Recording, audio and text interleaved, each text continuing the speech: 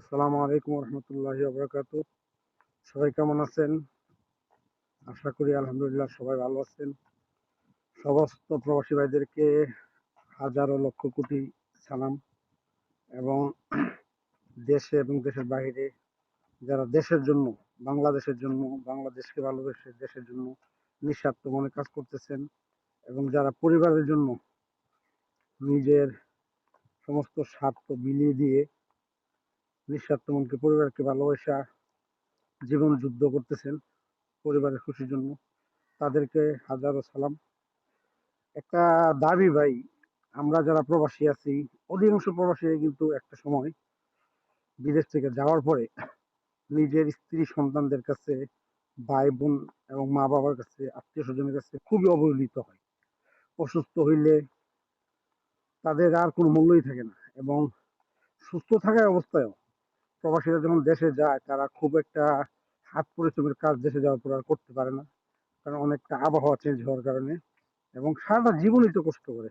এই যে প্রবাসে আসে শুরু হয় গানি টানা, ভাই, না চায় নিজের জীবন যৌবন, নিজের শখ আল্লাহ স্বপ্নের দিকে প্রত্যেকটা প্রবাসী নিঃস্বার্থ মনে ভাই পরিবারের মানুষদেরকে ভালোবাসে এবং দেশকে ভালোবাসে, দেশের মানুষের জন্য নিঃস্বার্থ মনে করে।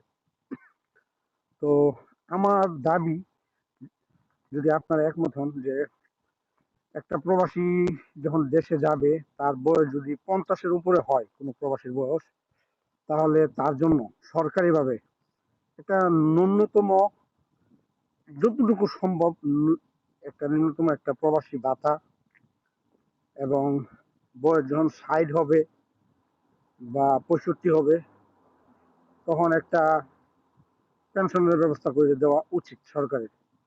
অনেক বড় বিগ অ্যামাউন্টের না, সম্মানজনক, এবং একটা মানুষ চলার জন্য যতটুকু প্রয়োজন সর্বনিম্ন একটা ভাতার ব্যবস্থা করে দেওয়া হোক, সেটা আমরা চাই।